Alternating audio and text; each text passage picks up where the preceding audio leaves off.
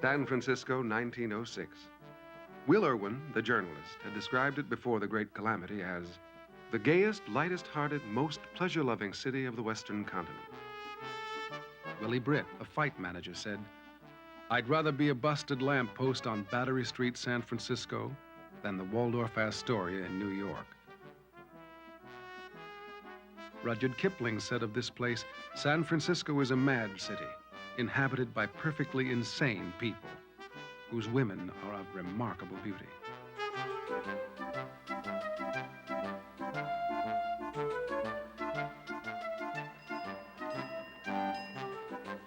400,000 people lived in this city. It was the 9th largest in the nation and the biggest in the West. Her people hailed from all over the world. The President of the United States, Teddy Roosevelt, had come here in the spring of 1903. The Golden Gate Band played patriotic tunes. 50,000 school children cheered along Van Ness Avenue. Here, Mr. Roosevelt said, was the garden of the Lord and the West of the West.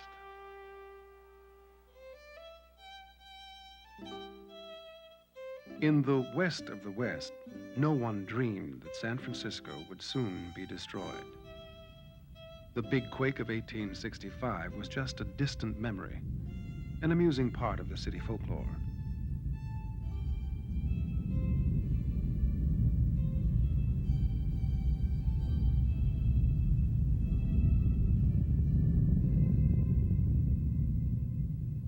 The city had practically burned to the ground 6 times in its early days, but this legacy, too, seemed safely in the past. The modern fire department was believed to be invincible. Many of the people who put their faith in the city were newcomers. 1/3 of the population had been born on foreign soil. Another third were the children of immigrants. But when my father arrived here from Italy, he immediately got a job out on Fillmore Street. Our store was directly across from a bakery known as the Wycree Bakery. My mother arrived and found a job right near where my dad was working. He delivered the vegetables and she probably opened the back door. So that's how they met.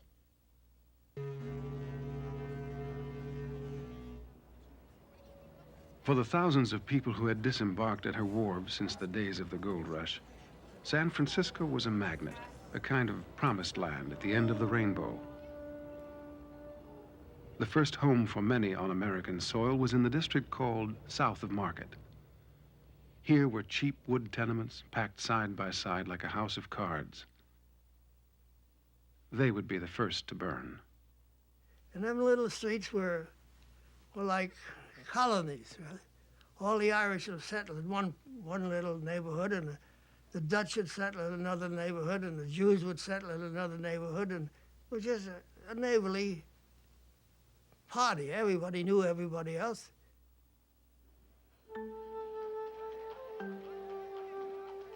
North of Market was a city within the city. 20,000 Chinese lived here. Chinatown is very circumscribed in that it was only about 5 square blocks at that time. And we're not supposed to wander beyond Powell Street or Broadway on the north.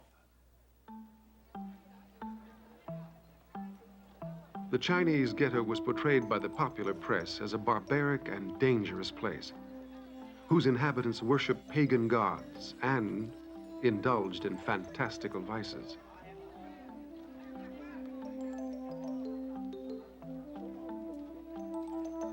They ate strange foods and lived in a world cloaked in mystery and secrecy. On the inside, it was rather less romantic. A few were influential merchants, traders of silks, tea, and cheap human labor.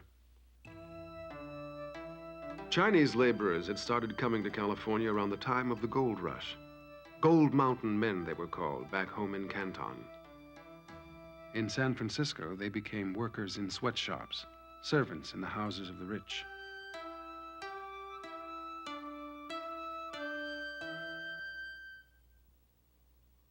There was an invisible wall around Chinatown, a wall of racial prejudice. Like my parents, the minute they landed in San Francisco from China, they just stayed in Chinatown and hardly ever get out of Chinatown. And one time, as a little boy, I wandered beyond Pacific Avenue, and I was beaten by some Italian boys. We knew that we were hated as a people, and so we generally tried to stay aloof and be by ourselves.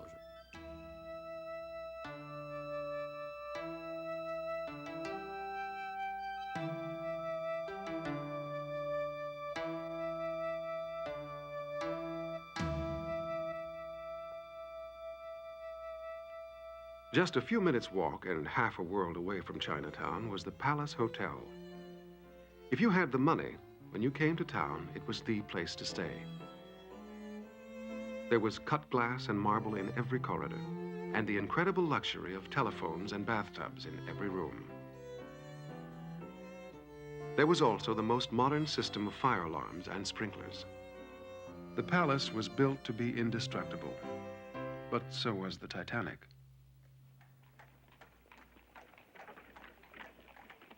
Enrico Caruso, the famous opera singer, checked in here the night before the quake. He arrived with 54 steamer trunks and 50 self-portraits. That evening, Caruso stepped on stage to sing Don Jose in Carmen in San Francisco's Grand Opera House.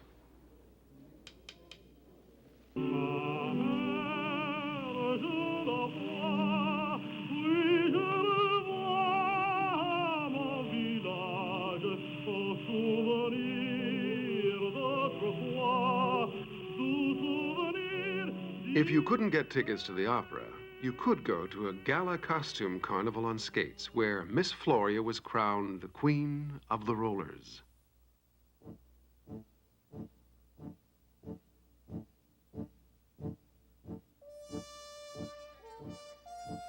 In the district called the Barbary Coast, Nickelodeon showed scandalous moving pictures. The coast was described by one indignant critic as that sink of moral pollution, whose reefs are strewn with human wrecks. Here, blear-eyed men drink vile liquor, smoke offensive tobacco, and engage in vulgar conduct. Here are debauchery, disease, insanity, blasphemy, death, and hell, yawning to receive the putrid mass.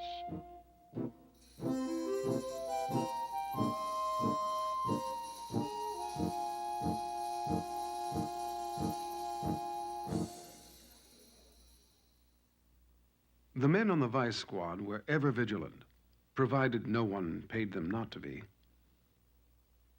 The mayor of San Francisco, Eugene Schmitz, was a frontman for a corrupt city boss. The board of supervisors were content to receive their portion of the bribes. It was said they were so eager to better their position, they would eat the paint off a house. This was City Hall. But serious business was done in a little pub on the south side of Market. There, city politicians wheeled and dealed with those who needed favors and who could afford to pay for them. They were all crooks. There was not a graft going on in them days, but people took it for granted. Everybody was grafting, so it didn't make any difference.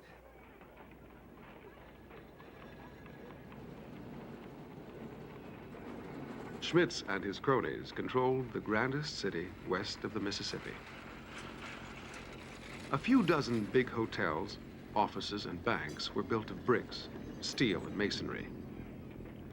Most everything else was built of wood. San Francisco was a city waiting to burn.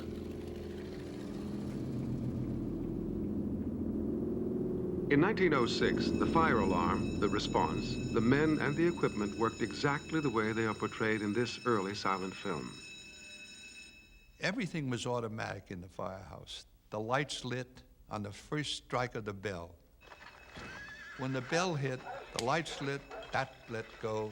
The horses moved out under the collars. They snapped the collars. The driver's in the seat, and they're on the street. They were very fast. But in spite of everything, in spite of San Francisco's 38 steam engine companies, 320 horses, and 584 firemen, who had already distinguished themselves as the city's homegrown heroes, the fire department would be hard-pressed to face the coming disaster.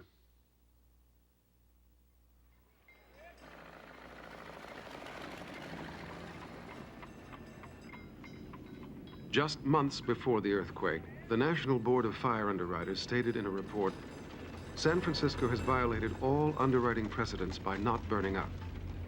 That it has not done so already is largely due to the vigilance of the fire department, which cannot be relied upon to indefinitely stave off the inevitable.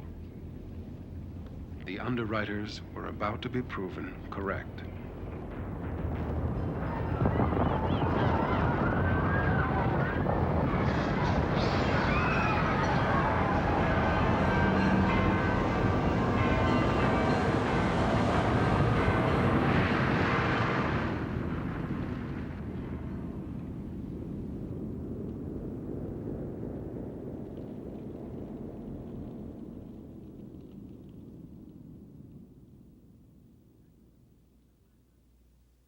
I was sleeping with my mother, and we thought it was the end of the world. We grabbed each other and pulled the covers over our heads and said, "This is the end of the world."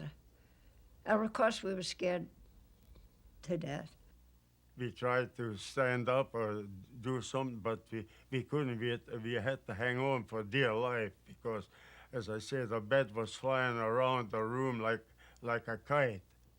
We tried to get out the back kitchen door onto our porch, but the chimney was broken down and the bricks were all against the door. We couldn't get out.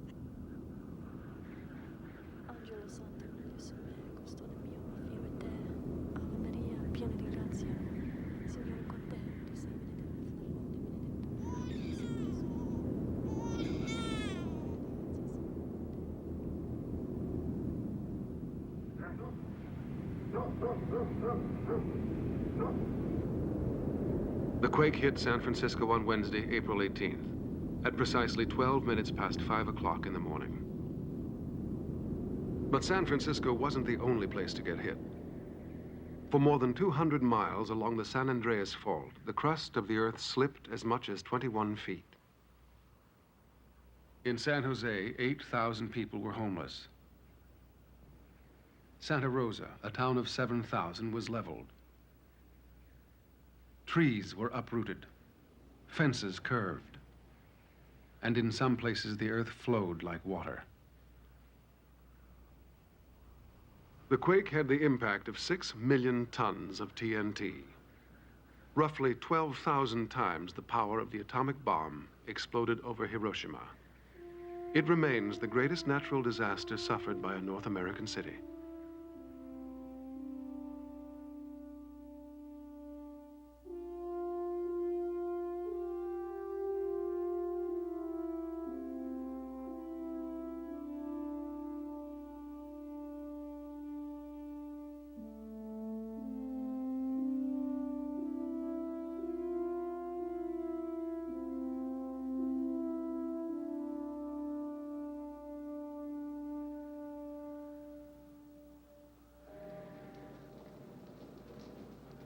Back in San Francisco, in the hours just after the quake, people wandered the streets in confusion. They had a singular hurt expression, remarked one observer, as if a good friend had suddenly wronged them. In some districts, people had no idea of the amount of damage that had been done. At Valencia Station, commuters waited impatiently for a train that would never come. Others, including Sam Fay, set out and walked to work. But when I got there, the building stood like a drunken man there, and the boss was there, and he says, "Sam, would you mind standing here and watching the building?" I says, "It's no use watching it." I says, there's nothing to steal. And there were people walking along, while some with wheelbarrows and their clothes, and some with the parrots and the canaries and what have you, anything they could carry. Even saw a guy rolling a barrel of whiskey along. The number of people killed by the earthquake was not yet known or even guessed at, but it was clear that many of the worst casualties were in the neighborhoods south of Market. An estimated 30 to 80 people were crushed in the Valencia Hotel. Sam Fay was there. A fellow come out of the third floor, stark splinter naked, not a stitch on him, out of the window. And he stood there on the fire escape. And I went over to one of the firemen. I says, you better see what you can do with that poor devil, because he's liable to get hurt. It didn't take 5 minutes since that fellow got out of there, when the whole floor, everything crashed into the basement with a roar. God, what a noise that made. They had the big party the night before there, and the majority was still asleep, so they slept there for good.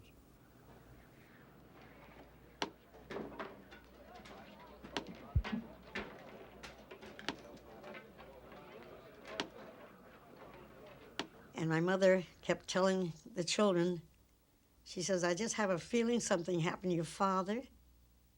And about a half an hour later, my mother sees the horse and wagon coming back. And driven by a strange person. So my mother knew then that that was the end. And she got the news that my father had been killed in the quake.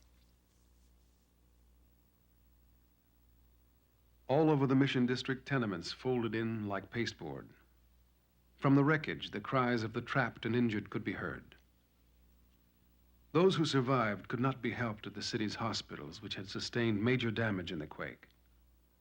They were taken to the dance hall, where only last night Miss Floria had reigned as the roller queen. I rode around with my father. I sat next to the driver on the driver's seat, while he went around with his wagon looking for injured people who had not been found.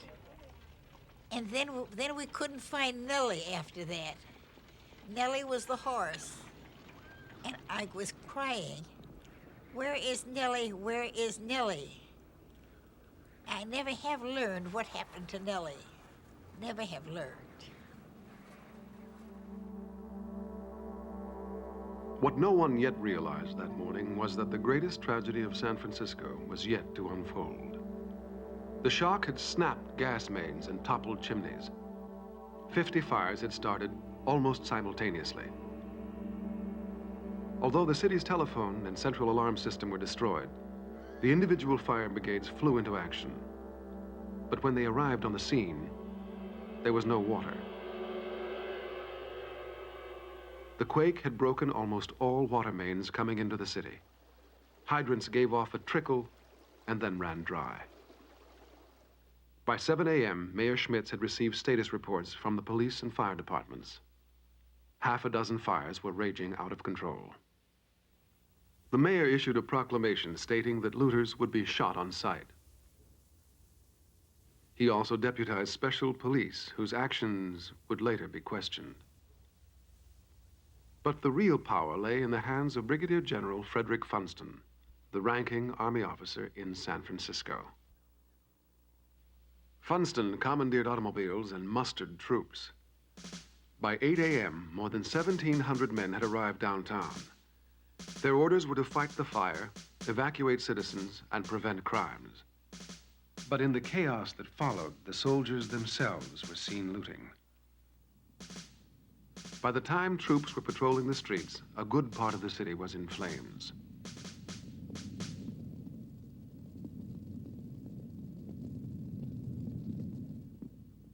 At about 9 a.m., someone living in the Hayes Valley section kindled a fire to cook breakfast, innocent of the fact that the quake had damaged their chimney.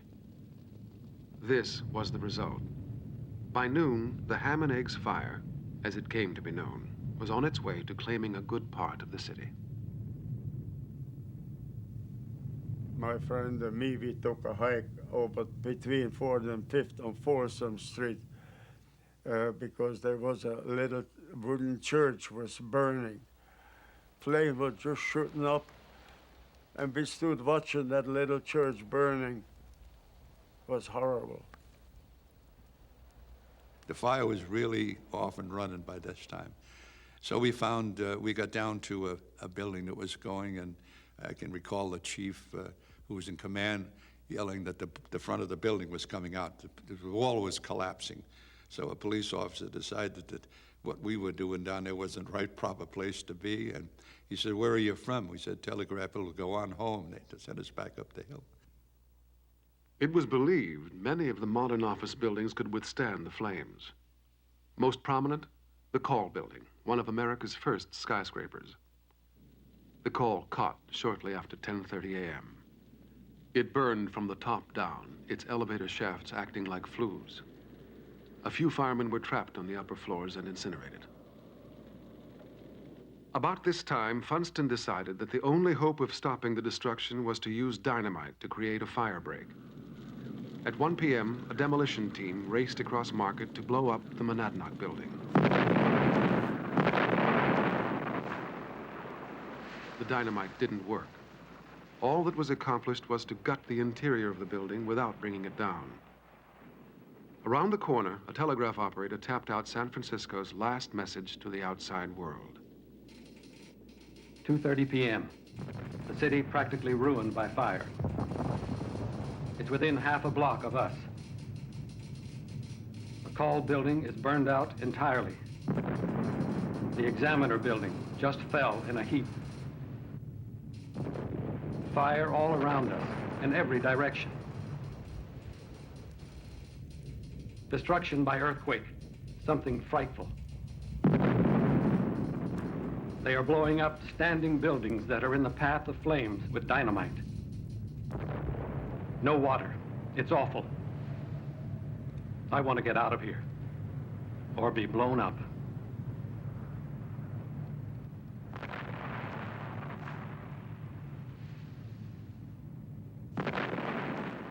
By 3 p.m., all telegraph lines were down. The city was isolated. Black powder and dynamite in the hands of inexperienced men often spread the fire rather than contained it. All day long, you hear those dynamite going bing, bing, bang, bang, you know, all over. We always thought that was a big waste. Next to the Monadnock was the palace where Caruso had spent the night. It withstood the flames until 3:30, when its special sprinkler system ran dry. Bartenders gave away bottles of fine wine, while National Guardsmen made a last-ditch effort to save the hotel. By 5 p.m., it was gone.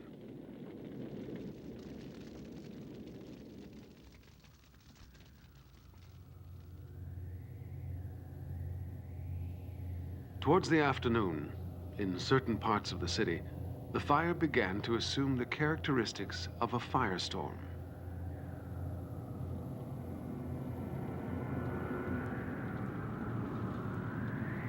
The fire generated its own superheated wind, which caused spontaneous combustion.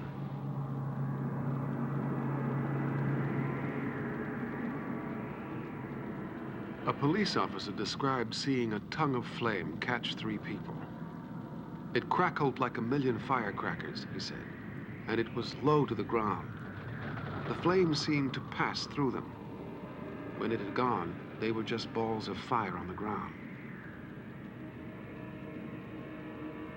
I remember seeing the fire, and, you know, all around it was smoke and everything. I remember looking at the sun or a moon. I don't remember whether the sun or moon. It was very red. And I remember having nightmares for a long time, remembering that all that redness in the moon or sun. The fire, by late afternoon, had not only cut San Francisco off from the rest of the world, all lines of communication within the city were severed. Untrained deputies guarded banks and stores and took the law into their own hands. And soldiers patrolled the streets without their commanding officers. By nightfall, they had evacuated thousands of people. Very soon, we had people knocking at our door and wanting to come in because they wanted people to get out, evacuate. And they were soldiers, and we had to get out. And they led us to Washington Square, and we were put up there, and just assigned a place where we were to be in that section. In the panic, soldiers barred many from saving their possessions hours before the fires reached their district. One fellow says, "I'm going to take a hike over Market Street." And the soldier told him, "No, you're not. Nobody goes over Market Street." He says, "Who's going to stop me?" And the soldier says, "I will. Because if you insist on going, I put a bullet through you." Kids who were found looting were spared but publicly humiliated. They were forced to wear placards proclaiming their crime. Later, there would be persistent reports of shootings. We got down to Broadway, and we heard somebody screaming up there.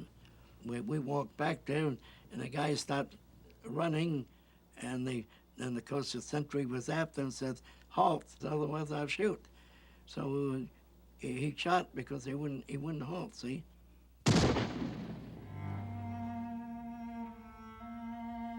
Towards evening, a young newspaper reporter named Jack London surveyed the scene. "I knew it was all doomed," he wrote. "I walked for miles and miles through empty blocks." In the intense heat of the city, 2 troopers sat on their horses and watched. Surrender was complete. Thousands of people were huddled in open squares and parks while the fire raged unchecked through surrounding neighborhoods. Others watched from rooftops on Telegraph Hill, Russian Hill, and Nob Hill. By this time, it seemed to many there was nothing one could do but watch.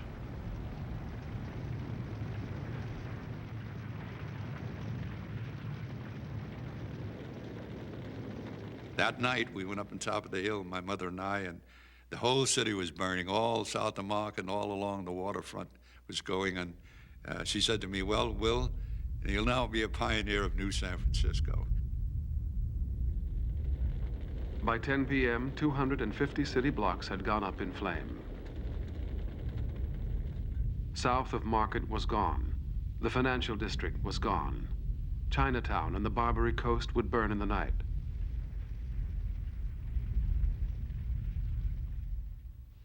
Reports began to reach the outside world, but it would take days before anyone, including the people who lived through it, could fully grasp what was happening. The headlines were part fact and part fiction.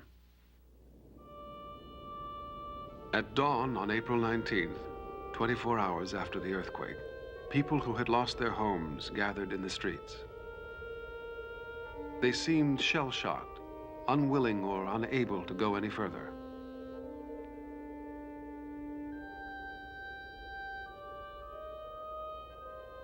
Fortunes, factories, homes had all been swept away.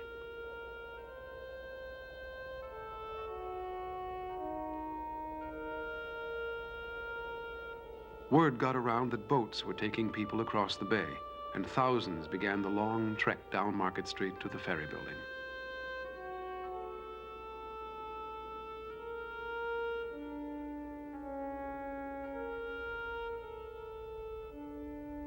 My parents were able to hire a wagon, and we told them we wanted to go to the waterfront to take a boat over to Richmond. And the people demanded $20 for the ride, and that was quite a sum of money in those days because the average Chinese earned about $15 a month. Others dragged trunks for miles or carried what they could on their backs. Messages to lost friends and relatives were chalked on the sides of buildings.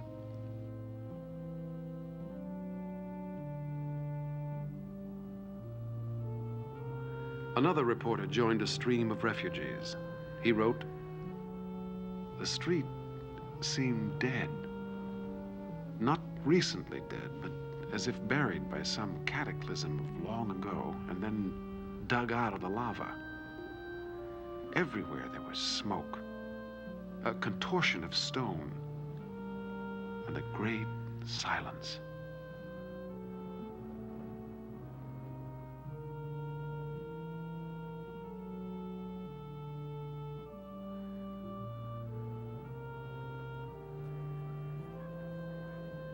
At the end of the long march, when people finally got to the ferry building, they were told they could only take what they could carry in their arms.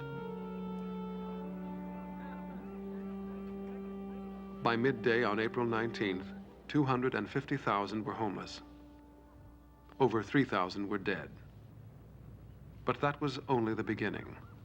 The city would burn for another 2 days.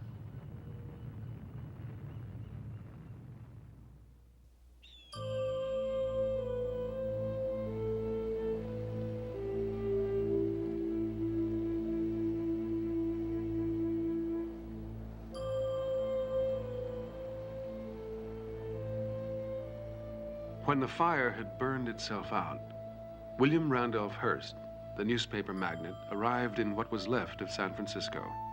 He wrote, "The hills rolled to the seas as bare as when the pioneers landed in '49. But now they are a blackened waste. North to the bay, west to the mission, nothing but ruins. The wholesale district is destroyed, the manufacturing district, the financial district, and the waterfront section, all destroyed.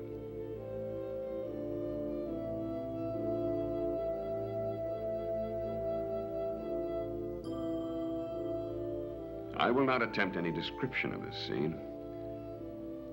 I do not believe that any words of mine could convey the slightest comprehension of the wreck and ruin. Took us out, took the whole hill out. We had nothing up there. All I could remember, when my mother took me up after the fire, we saw where we lived. All that was left was the foundation, the concrete foundation. We found one thing, and that was a little sewing machine that you turned around by hand for a little girl. My sister had it, and that was in the ruins. That's about all we saved out of that. One must free the mind of the idea that there has been a fire in San Francisco, and must realize that there has been a fire of San Francisco. The whole city has gone up in one mighty blaze. The calamity seems overwhelming, and yet the people are not overwhelmed. Everything has been destroyed except that indomitable American pluck. In a month, there will be the beginning of a new and splendid city. In 3 years, it will be built and busy. Finding loved ones would take days. Hundreds prayed they would not find them on the lists of the coroner, who now supervised the exhuming of hastily buried corpses in Portsmouth Square. Food was short at first. Men scavenged for canned goods in the debris.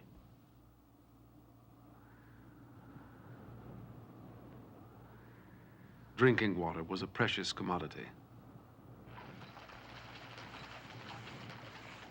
But even before the fire had burned out, supplies began to flood into the city. Military garrisons from Portland and Seattle sent 900,000 rations. A relief train arrived from Los Angeles. Hearst mobilized the resources of his newspapers and dispatched 12 trains from New York. Congress appropriated $1 million. Pledges of money came from cities, towns, and organizations all over the country. Soup kitchens cropped up amid the ruins, and everyone waited in lines. My father and I, many a time, stood in the line from early morning until maybe 4 or 5 o'clock in the afternoon. And when you get to the to the counter where they were handing it out. Well, sorry, it's all gone. So then you had to wait until the next day to get in line. And that's the way it went. Standing in bread lines, meat lines, soup lines, any kind of a line became the central activity of life. Everyone had to do it. Soldiers made sure nobody cheated. Some people joked about it. Others didn't think it was so funny. A few were inspired to write poetry. It ain't such a terrible long time ago that Mrs. Van Bergen and me, though living nearby to each other, you know, was strangers for all you could see. For she had a grand house and horses to drive, and a wee rented cottage was mine. But now we need rations to keep us alive, and we're standing together in line. If you weren't standing in line, you were probably digging out, whether you liked it or not. My father was standing on the curb right in front of the tents, and an army man came along, and my father was very courteous, and he said, "Good morning, Captain." And he says, "You working?" My father says, "No, sir." And he says, "Come with me." Anybody they caught walking the streets was handed a shovel and followed the truck for 5 or 6 blocks until they picked up another guy. And then they let the last guy loose, and that's the way it went on until they worked till 6 o'clock maybe. Within a week of the end of the fire, over 200,000 people found shelter in camps that had sprung up in the parks and squares of the city. Newspapers in San Francisco portrayed the life of the camps as something downright heroic. Here again was frontier man and woman, reduced to the bare necessities of life, toughing it out like the stalwart pioneers of '49. We were cooking out in the front of the tents, you know, and the sand would blow into the beans, and it was an awful mess. The grit of that sand and the beans, I could never look a bean in the face for many years after that.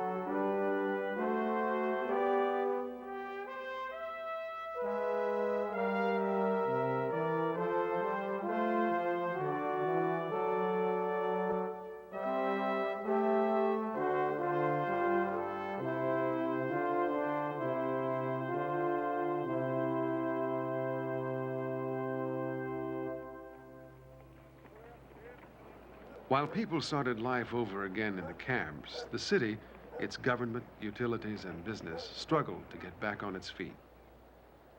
City Hall was devastated. The quake had exposed fake marble columns, evidence of underhanded deals with the contractors who had built it, at the inflated cost of $7 million. Mayor Schmitz and his paint-eating cronies would eventually be deposed.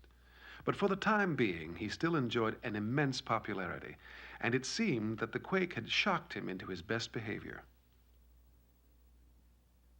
With the grim memory of the ham and eggs fire, the mayor ordered everyone who still had a home to cook on the curb until inspectors could check their chimneys. Another big problem was sanitation. With sewers blocked, epidemics were feared. Rats flushed from the sewers could carry the bubonic plague. And there's one thing my mother didn't like, it was rats. We had 5 ash cans for all our refugees. When we come back at noontime for lunch, I'd inspect the ash cans without the covers to see if a rat had gotten in one. And of course, if he got in one, he couldn't get out. My dog Sandy, a fox terrier, would be standing there with his tail wagging, and if there was a rat in any of the cans, I'd tip it over and the rat would jump out, and Sandy would kill him. So I would take the rat over to this teenager, and he'd take it, I guess, down to the emergency hospital, and the city was paying a bounty on all the dead rats. And what he'd do was he'd give us a couple of pieces of candy, and he'd collect the bounty. The main post office survived. Mail service resumed almost immediately. Letters were accepted without stamps or envelopes.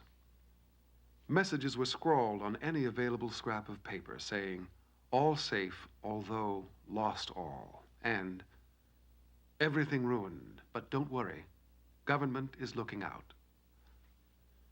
Insurance companies, having lost their records in the fire, set up a central bureau to sort out $170 million in claims.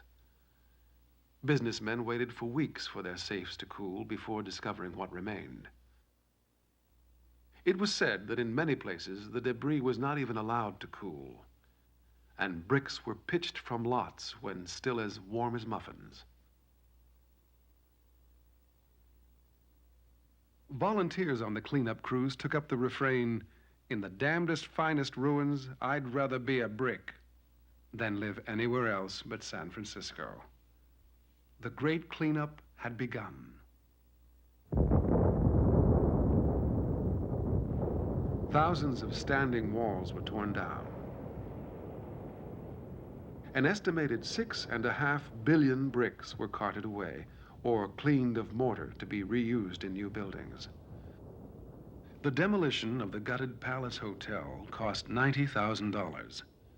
For the whole city, just hauling away the mess and dumping it in the bay would cost $20 million. Railroad tracks were laid down streets all over town for debris trains.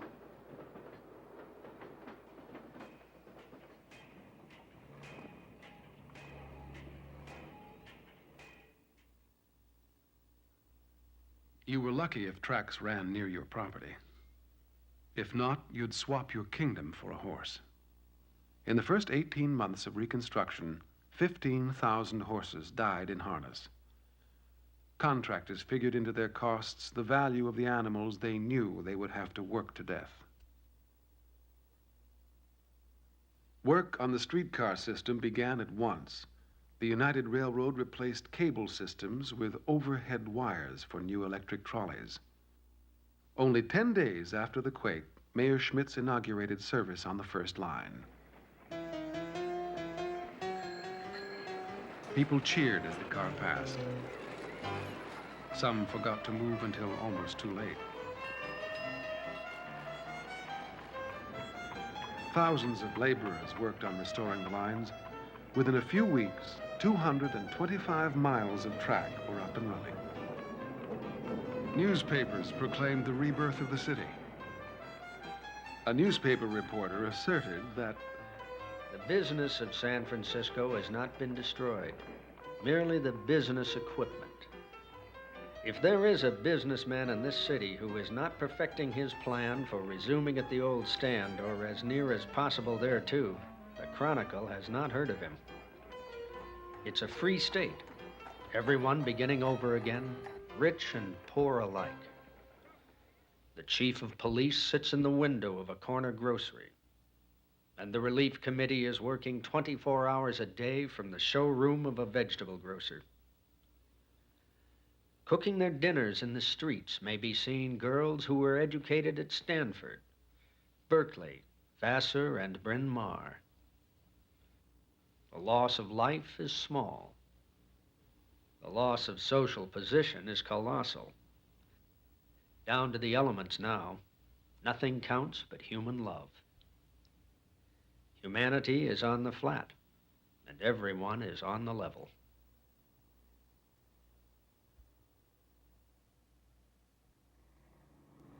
within 6 months, the ranks of the building trades in the city doubled from 20,000 to 40,000.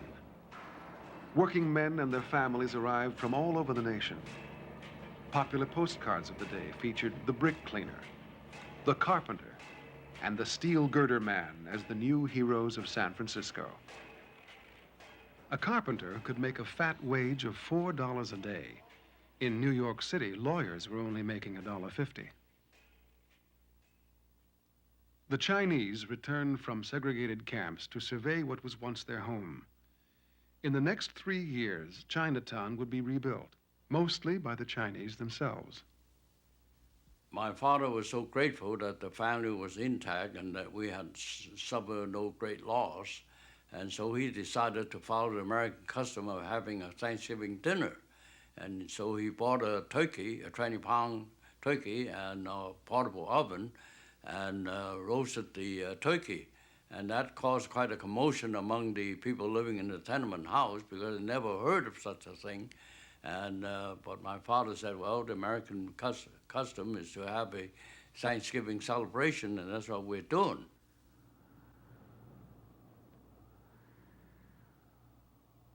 $28,000 buildings had been destroyed. 3 years later, they would be replaced by 20,500 new ones. A completely new city rose up on the edge of the bay.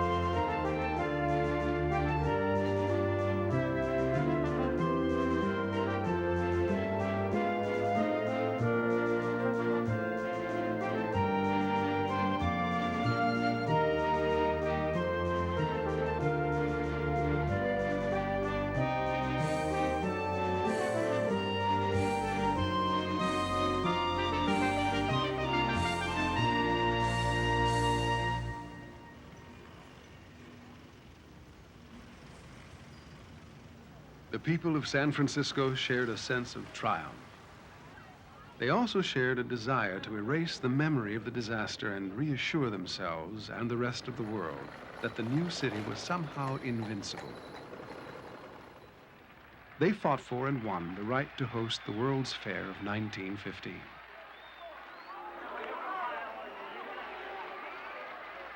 February 20th was opening day. Come down into the streets, instructed the organizers. We want everybody. We will walk, everyone without distinction.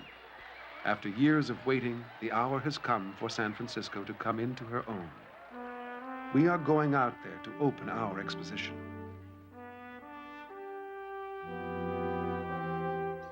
When the crowd entered the gates, it fell strangely silent.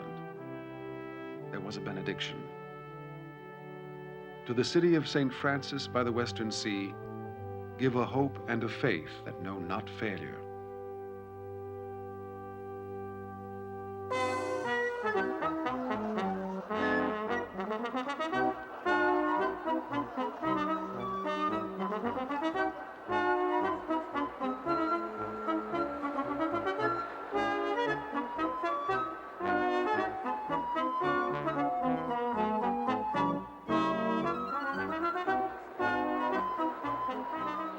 Even the city's Chinese were invited. They staged a grand parade through the streets to the fair. The Italians staged their own event celebrating Columbus, the discoverer of America, and the great Italian patriot Garibaldi.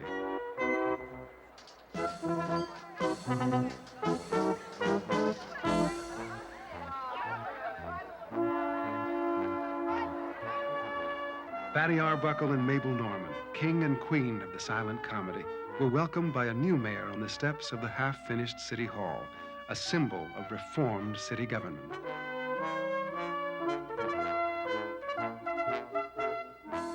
The fair itself was designed to represent the complete development of human civilization up to present time.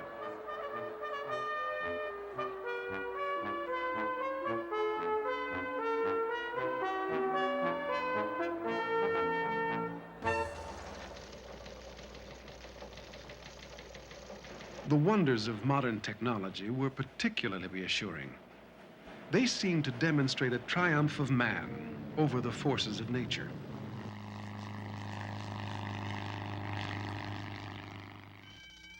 The World's Fair's own fire department was supplied with the most modern equipment. The last of the old horse-drawn steamers had just been replaced the year before. Thanks to the new motorized fire trucks and the installation of high-pressure water mains in the city, people were confident that destruction by fire could never happen again.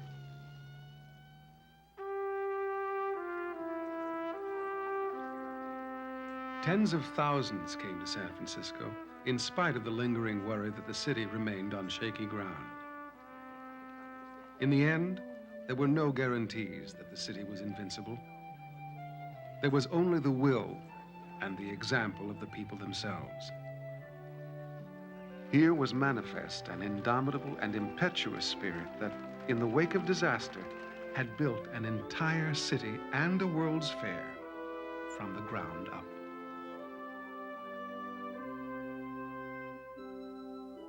It was fairyland. It was just like fairyland to me. Those were the glorious years when I was 15, and it was just beautiful. That was one of the most wonderful fairs I'll ever have anywhere. Oh, that place? That's a nice place. And the only words that I could use, it was magnificent.